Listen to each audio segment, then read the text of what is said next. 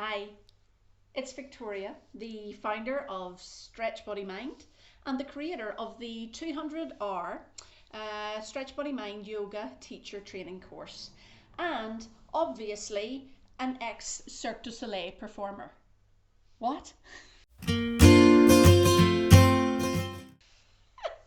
I'm here to bust myth number two, that idea that we have to be really flexible, perhaps a dancer, or a circus performer almost. Um, that's not true. In fact, sometimes the sort of stiffer and sorer that you are as a practitioner, then the more sympathetic you are as a teacher.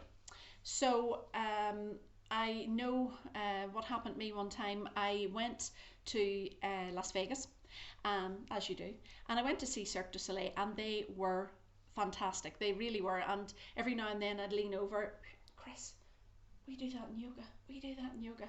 But not very often, because the moves that they were getting into were so advanced that I generally don't do them in most of my classes.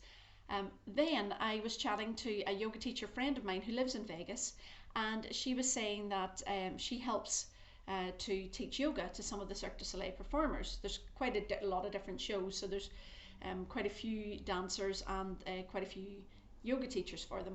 And apparently they are absolutely riddled with injury. They're constantly injuring themselves because of the moves and how advanced they are.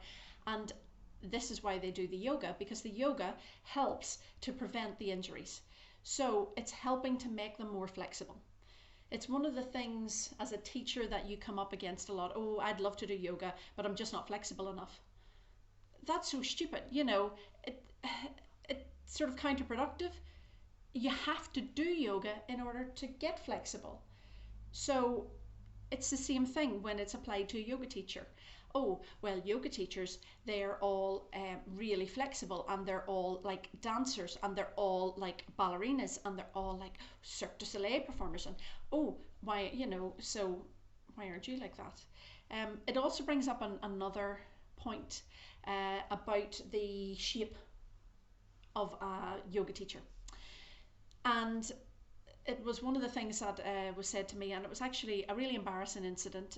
It was during my sister's wedding dress fittings, and I was getting my bridesmaid dress fitted, and my bridesmaid dress was a size 14. And at a size 14, it did have to be taken in places, so I was okay with that. I haven't got a problem being a 14. But the woman who was like getting my sister trying on the dress and everything, and my sister is smaller than me, so that's fine, that's just her build and her makeup. But the woman's trying on everything and getting us all fitted, and she's just chatting away, and she says, oh, and what do you do? And I was like, oh, I teach yoga and Pilates full time. And she just looks at me, this look of horror on her face, and says, well, no offense, now you're going to be offended when someone says that to you. No offense, but you don't look anything like a yoga teacher. And I'm still offended. And I have to tell you, that was over 8 years ago.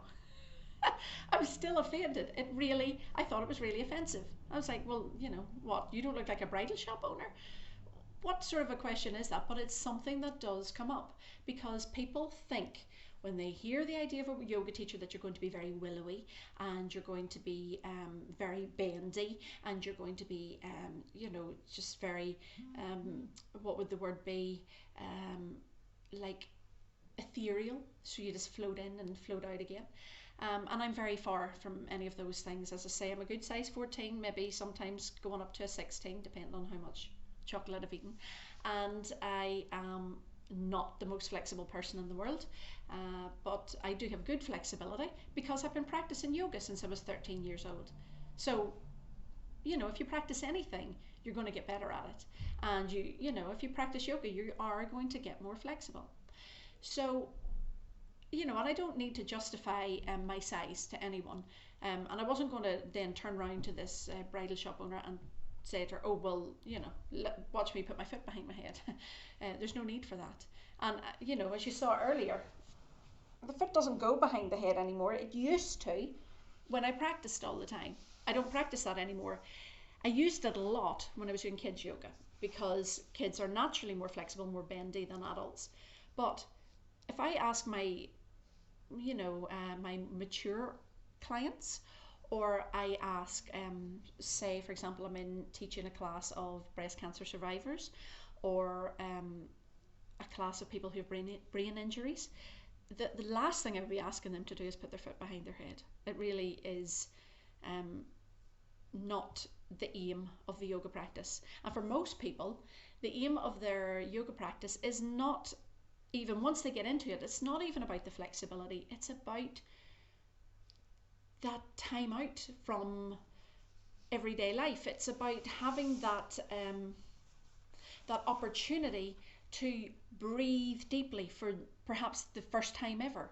And breathing not just deeply but really consciously.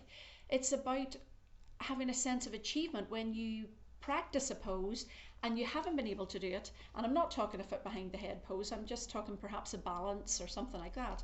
And then you are able to hold it and you are able to move into it. That sense of accomplishment is amazing. And certainly for me as a yoga teacher, to watch people blossom and bloom in that way is so much more beneficial than watching someone who's already very bendy get even more bendy. Now, having said that about, it's okay to be stiff and sore, one of the things that I really do want to point out is that as a yoga teacher, one of the very first and most important things that you can do is keep up your own practice. I've fallen foul of that in the past. My practice has been sporadic. I've changed my mind and I've been too busy because I'm trying to run the world, and so what I found is when I do take the time for me to just do my own practice, it makes me more grounded as a teacher. It re-inspires me actually. It gives me ideas for my classes, but I don't always do my practice just to think, oh, will I use this with someone? My aim for 2015, for example, is that I would like to do wide leg splits. So what I do is after my practice every day, and sometimes it's yoga, sometimes it's Pilates, sometimes it's bar, it's never running or anything sort of particularly cardio, but after I've done my stretch practice, then I sit for a while in my wide leg stance, and I just work on that. And a lot of the times I'll sit there with a laptop because I can do that, and that's what I'm working on. That's just my own personal thing. It's just a challenge for me, and I'm really enjoying it. It is only February, so I've still got a ways to go, but I think that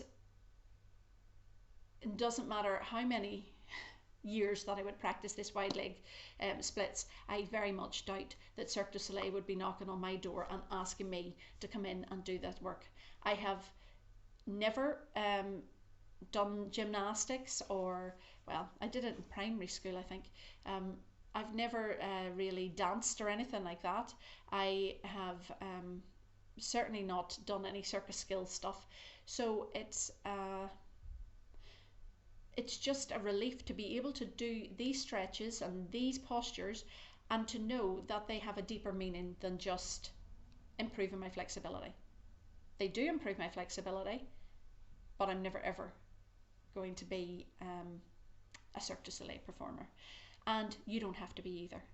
Having said that, if you are a Cirque du Soleil performer, or if you're a Pilates instructor or a dance instructor, for example, and perhaps you have a real love of Zumba, because that was sort of the big trend a wee while ago, and you would really like to learn a little bit more about the mind-body connection and how you can stretch properly for a start, and how you can use those stretches and combine them with the breath in order to achieve a different internal physiology and sort of thought process as well, because it can help to calm you down, ease depression, help you sleep, all sorts of things like that. So if you are interested in helping people to learn more about yoga, then I'd like you to consider my Stretch Body Mind 200-hour yoga teacher training course.